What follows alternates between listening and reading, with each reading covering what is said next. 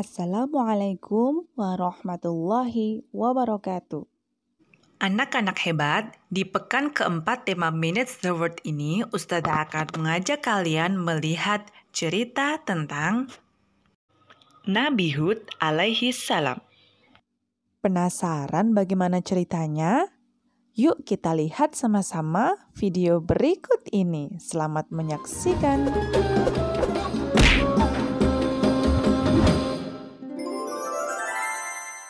Kisah Nabi Hud alaihi salam. Setelah peristiwa banjir besar berakhir, Nabi Nuh dan pengikutnya memulai kehidupan yang baru dalam keimanan yang tinggi kepada Allah Subhanahu wa Ta'ala tanpa gangguan orang-orang kafir.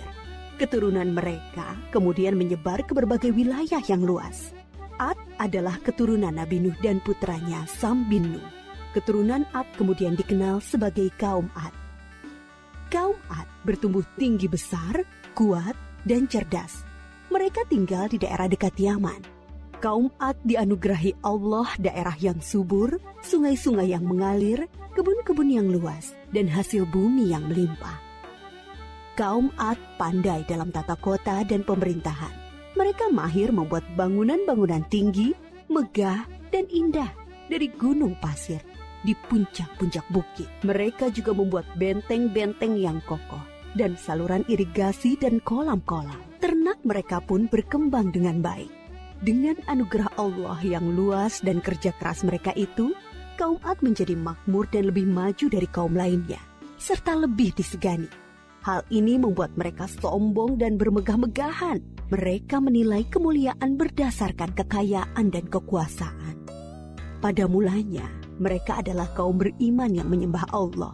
Lama-kelamaan, mereka mulai menyembah berhala dan patung-patung dari tokoh-tokoh mereka.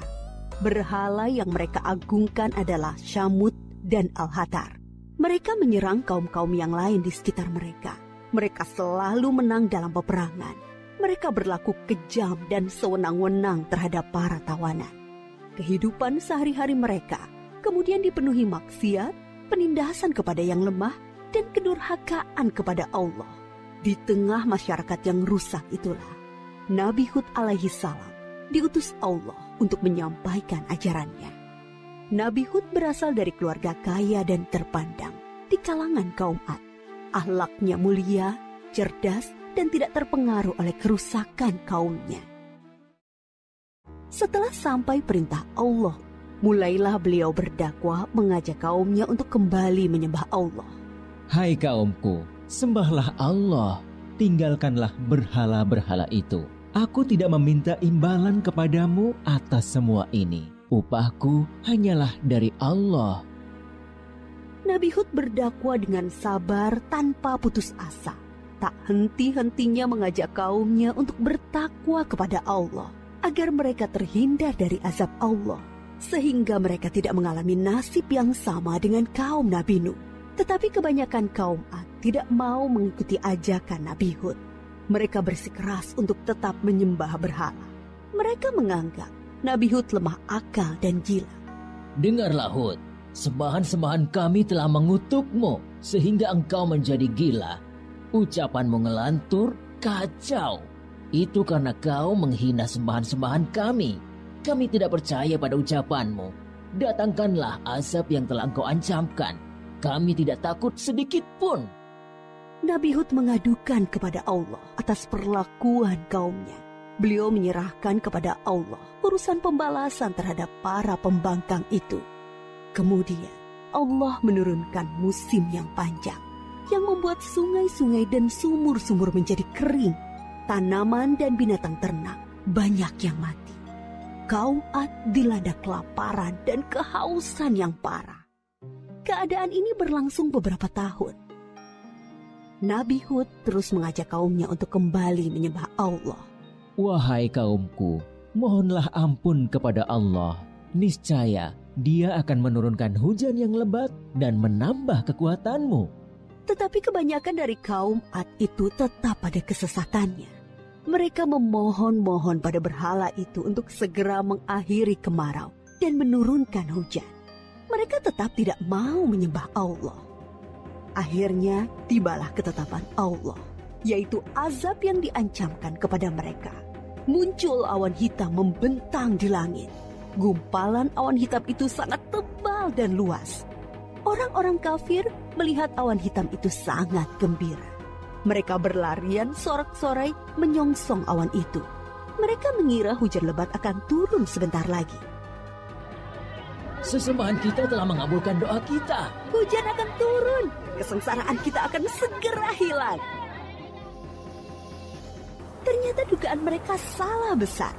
Gumpalan awan itu adalah azab dari Allah untuk orang-orang kafir. Terdengar suara gemuruh yang menakutkan. Bertiup angin yang sangat kencang. Angin itu dingin sekali rasanya. Orang-orang yang semula berkumpul menyambut hujan menjadi panik berhamburan mencari perlindungan. Jerit tangis terdengar di mana-mana. Tolong! Oh, dingin sekali. Ampun! Aku tidak tahan. Tolong! Orang-orang itu putus asa dan menyesal. Tetapi sudah terlambat. Angin dingin itu bertiup luar biasa kencangnya. Selama 7 hari 8 malam. Menumbangkan apa saja yang dilaluinya. Pohon-pohon, gedung-gedung megah, rumah-rumah, patung-patung, berhala. Semua rusak porak-poranda. Setelah 7 hari 8 malam, topan itu berhenti. Negeri kaum Ad yang megah telah rusak binasa. Mayat-mayat orang kafir bergelimpangan di mana-mana. Tubuh yang tadinya gagah perkasa menjadi seperti batang pohon yang lapuk. Hanya Nabi Hud dan pengikutnya yang diselamatkan oleh Allah dari azab itu. Mereka kemudian hijrah ke Hadramaut, membangun kehidupan baru di sana. Mereka hidup sejahtera dengan beriman kepada Allah Subhanahu wa Ta'ala. Nabi Hud wafat di tempat baru itu. Kisah Nabi Hud mengajarkan kepada kita bahwa kekayaan, kepandaian, kekuatan tubuh yang dibangga-banggakan kaum Ad akhirnya musnah. Kesombongan dan kesesatan kaum mereka mengundang amarah Allah. Kita harus menjadi umat yang maju dan kuat, tetapi jangan meninggalkan keimanan dan ketakwaan kepada Allah.